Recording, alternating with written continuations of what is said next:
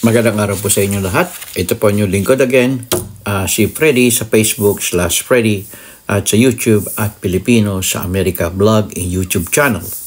And if you haven't subscribed to my channel, please subscribe to my channel. Just press the red button below. At I really appreciate it. And it's all free, guys. It's all free. Okay? Now, kung pwede ho, sana magbigay din kayo ng comments. Oh? Kasi nakita ko yung mga comments yung maganda. At nakikita naman po niya, sinasagot ko yan. Kaya lang, ang ginagawa ko, random eh. Kasi sa dami ang dami talaga. At ako po ay nagpapasalamat sa mga comment nyo. Kasi sa pamamagitan ng inyong comment, nararamdaman ko kung ano ang mga feelings nyo. Maging kayo ay pro at con, ay pinapayagan ko ho yan diyan sa aking comment. Hanggat maaari, basta magkaroon lang tayo ng in accordance with the community guidelines. And there's nothing wrong. There's nothing wrong with it. Okay? Kay pro or con, okay lang. Walang problema. Kasi kung ko kayo, con, ay di may papaliwanag ko kung bakit. Ipapaliwanag ko sa inyo. Maaring yung aking mga comment sa inyo ay maaring hindi nyo nagugustuhan. Pero siguro, pag inisip nyo, ay tingnan nyo kung tama ba o mali. At kaya na isang pagpapatunay na ang channel na to ay balanse. Balanse. Pero ito ay bilang pagsuporta sa ating Pangulong Bongbong Marcos Jr. sapagkat siya, in accordance with the Constitution and with the result of the recent election last 2022, si Pangulong Bongbong Marcos Jr. ay Pangulo ng Pilipinas at ito ay nire-recognize ng maraming bansa sa Pilipinas. Ito, ang aking topic ko ay tungkol sa ganun pa rin, no? Tungkol kay marami lahat ng vloggers na kailangan na sagutin ko. Ito ay tungkol kay Maharlika at si Sas. Si Sas, kilala nyo man si Sas? Ito ay si Sas, hindi ko makita. Basta Sas. Ang pangalan niya ay Sas, okay? Mukhang may pinag-aralan naman itong si Sas. Pero hindi naglalayo kay Maharlika. May tattoo pa nga may tattoo, no? At siya ay nandiyan sa Pilipinas, si Maharlika na dito sa Amerika, dyan sa Los Angeles. At isa pa, ito ay ang bagong lipunan na sa Canada. Okay, bagong lipunan sa Canada. Binabalansi ko yan binabalansi ko para bago ako magbigay. Binabalansi ko yung kanilang paninindigan at ibabangga ko yan sa aking paninindigan. Okay? Basta ang ating pakay ay ipagtanggol ang ating Pangulo. Kasi siya ang lehitimong presidente. At yung mga gustong gawin itong mga ito ng mga vloggers na laban sa Pangulo ay what? Alisin si ating Pangulo Bongbong Marcos Jr. as president. Now on his second year term for until 2028 or 6-year term. So meron pa siyang 5 years para sa pagka-presidente. Yan o. Gusto nilang alisin Gusto nilang alisin. Ano ho ba yan? Nararapat ba? Ang tanong ko sa inyo, nararapat ba? Ilagay niyo sa comment. Nararapat bang tanggalin ang ating Pangulo? Samantalang yan na niluklok natin in accordance with the Philippine Constitution, in accordance with the law. Akala ko ba magagaling kayo itong mga DDS? Kayong mga vloggers dito sa Amerika. Tama ba yung gusto nyong gawin? Sagutin nyo, lagay nyo sa comment dito. Ikaw Maharlika, ikaw Sas, at ikaw si Bago Lipunan. Kung ano man ang kamalian ng ating Pangulo, tanggapin natin. Kasi siya ang niluklok. Maliban na kung gagawa siya ng krimen, wala naman siya ginagawang krimen Pagkakamali, yes. Bakit? Ikaw ba ay hindi ka nagkakamali since you were born? I don't think so. I don't think so. Lahat tayo may pagkakamali. Ako ba, nung araw, hindi rin ako kumukupit? Bakit hindi? Nangungopia nga ako nung ako'y nag-aaral eh. Nangungopia ako eh, kasi gusto kong pumasa eh. Ano? Pero mali yun. Pero ginawa ko. Inamin ko, ginawa ko.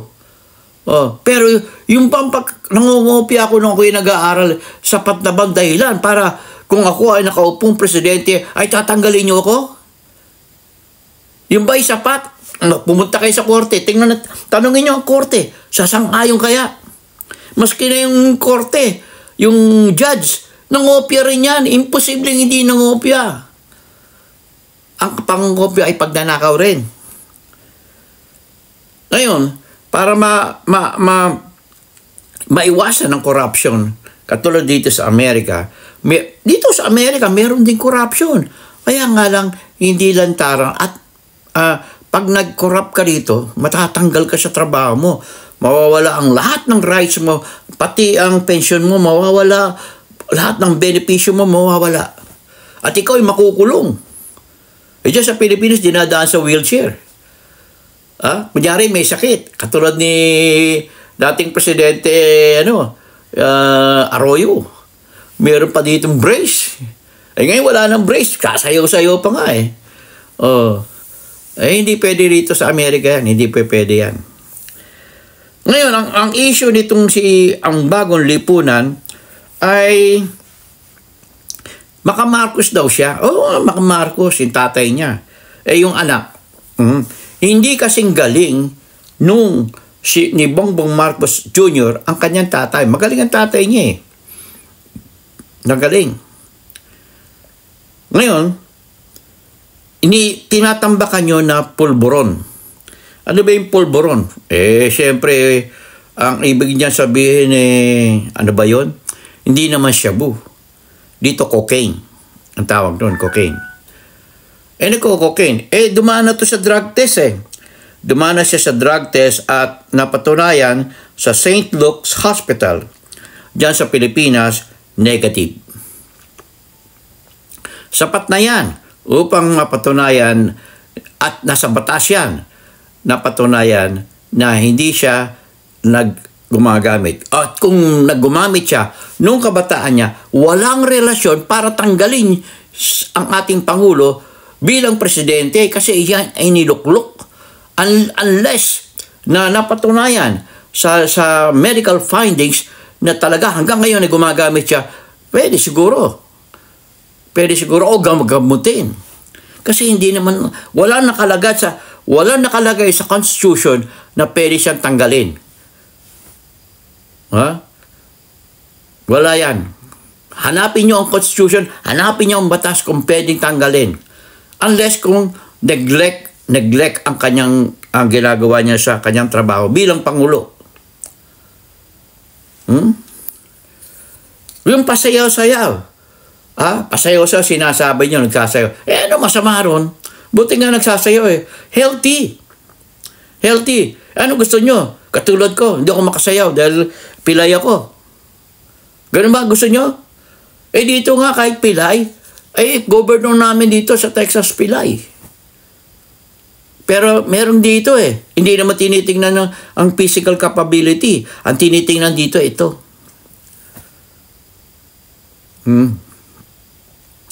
At kung meron man nagawang mali yan, hindi grounds yan para matanggal siya as governor. Ganyan din dyan sa Pilipinas. Kasi ang Texas ay twice or thrice the size of the Philippines. Malaki itong Texas. Kaya sana ay mag-isip-isip kayo, kayong mga vloggers, itong ang bagong lipunan nandiyan sa Canada. Okay? Wag nating yung mga maliliit na bagay ay wag nating palakihin. Ang isipin natin, magkaisa-isa tayo. Magkaisa-isa ang kailangan ng ating bayang Pilipinas. Hindi sisilipin lahat ng butas. Titingnan mo lahat ng butas sa mga files. Tingnan mo lahat. Ano mangyayari? Sa tayo pupulutin? Sa basurahan. Pag yan ang ginagawa natin. Kung ikaw ba'y nag-aaral ka ngayon, may mga back subject ka, halongkatin ko yun. Ha? Hindi ka pala pwede rito pumasa ka na sa exam Bumasa ka na sa interview. Tapos halongkatin ko? Mali naman yun. Gamitin nyo yung logic. Logic, simple logic. Logic is the name of the game. Yan. Kaya ikaw, bagong lipunan, alam ko malaking vlogger ka. Ako maliit lang naman. Pero ang pinaglalaban dito, hindi palakihan ng channel. Ang pinaglalaban dito ay prinsipyo. Prinsipyo. Guys. Okay? Dito naman kay Maharlika, yun din ang kanyang tinatarget. Ha?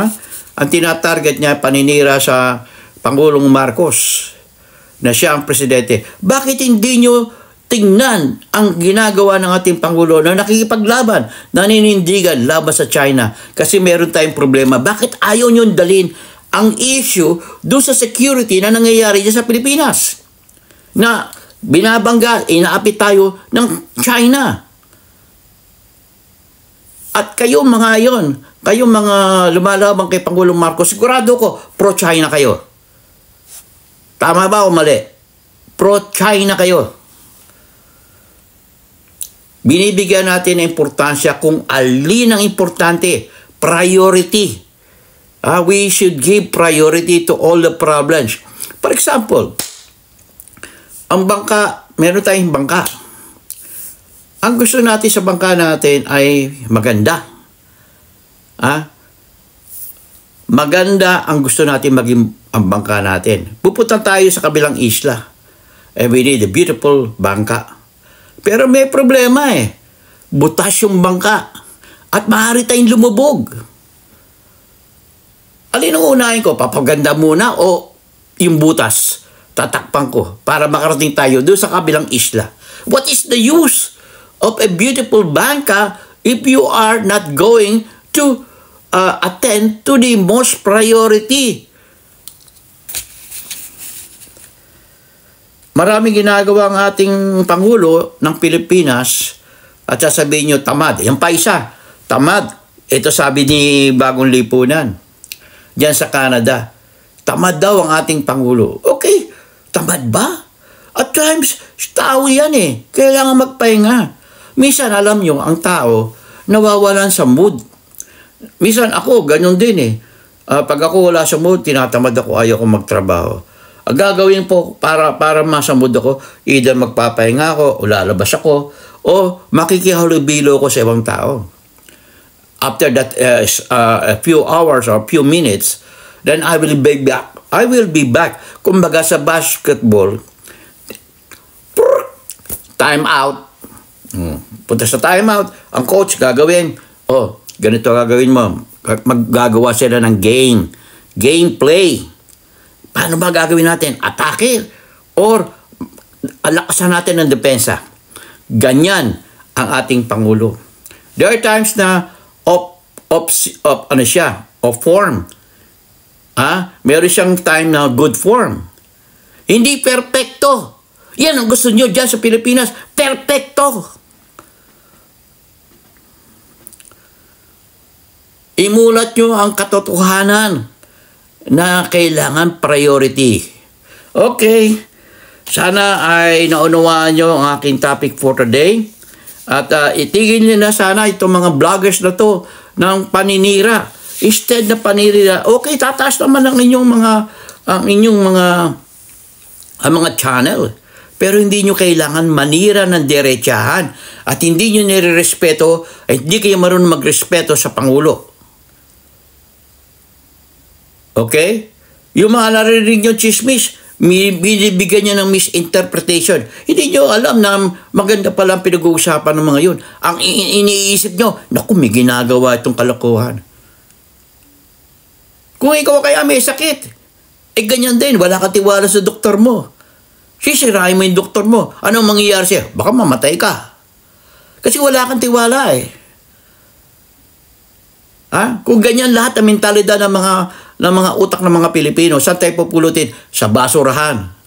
Kaya wala tayong asenso. Ngayon, yung corruption matatanggal yan, nag-uumpisa yan sa edukasyon, sa root, pinaka-grassroot. Anong grassroot? Mga kabataan, mga kinder school, diyan mag-uumpisa.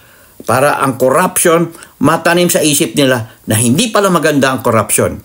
Hindi, diyan sa Pilipinas, pag nakita kahit corrupt ang tatay mo, ipinagmamalak mo, ang tatay ko magnanako sa BIR, ang tatay ko magnanako sa Bureau of Custom. Ang gaganda ng kotse namin, ang gaganda ng bahay namin. Lumindol, naku, gumuho. Wala na yung pinagnakawan nila, naubos yung pera. Ganyan, di ba? Ganyan. Okay. So, I see you in my next vlog.